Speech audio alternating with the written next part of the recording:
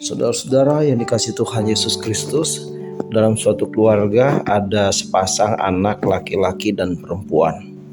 Nah, saudara-saudara yang dikasihi Tuhan Yesus Kristus, anak laki-laki ini seringkali disuruh sama ibunya untuk nyapu, untuk ngepel, untuk ke pasar, diajar masak, ya saudara, disuruh bawain makanan kalau ibunya bekerja.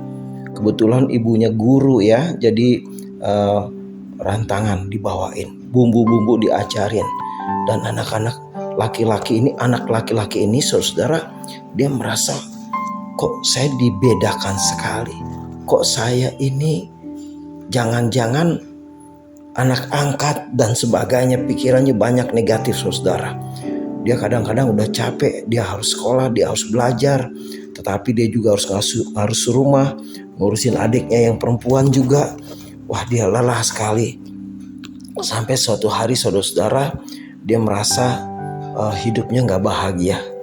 Dia merasa kok semua tanggung jawab di rumah dilimpahkan ke saya, ya, sampai bersihin kaca dan sebagainya saudara. Sehingga anak ini makin besar, dia merasa bukan anaknya sampai di level itu saudara. Tetapi suatu ketika dia berpikir, udahlah gak apa-apa, yang penting aku kerjakan saja. Dia gak ngerti apa-apa maksud dan tujuannya. Pokoknya dia kerjakan. Ya udah, dia kerjakan, daripada dimarahin, daripada ribut-ribut, dia kerjakan saja. Nah saudara, suatu ketika dia dewasa saudara, dia tinggal di suatu asrama ya. Nah di situ dia harus nyiapin makanan macam-macam. Akhirnya saudara, dia itu kumpul-kumpul sama teman-temannya untuk patungan makanan dan sebagainya, dan dia jadi juru masaknya. Teman-temannya senang sama dia. Disiapin makanan, bikin sambal, bikin sayur, goreng tempe, ikan dan sebagainya. Jadi dia udah seperti ibu-ibu saja. Nah suatu ketika saudara, dia selesai dan dia juga selesai dari perkuliahannya, dia merantau ke suatu tempat.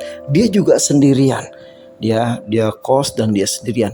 Di situ dia harus juga mempersiapkan makanan, minuman, kebersihan rumah, nyuci pakaian dan sebagainya. Ternyata saudara-saudara, dia baru mengerti, oh ini rupanya maksudnya Tuhan, bahwa saya dibentuk dari kecil untuk bisa bekerja, sehingga pada masa dewasa dia bisa jadi berkat bagi banyak orang, dan juga dia tidak ngerepotin banyak orang, tidak boros karena dia bisa masak, bisa bersih-bersih, beres-beres rumah, bisa setrika dan sebagainya. Nah saudara-saudara, kadang-kadang kita nggak mengerti ya apa yang diinginkan Tuhan. Kita seringkali lebih dulu ngambek ya, kita maunya mengikuti keinginan kita tanpa bisa memahami rancangan Tuhan. Jadi saudara, firman juga mengatakan, rancanganku bukan rancanganmu. Nah saudara, ini baru kita mengerti ternyata Tuhan merancang diri kita lebih hebat, lebih baik daripada apa yang kita pikirkan, atau apa yang kita tidak mengerti.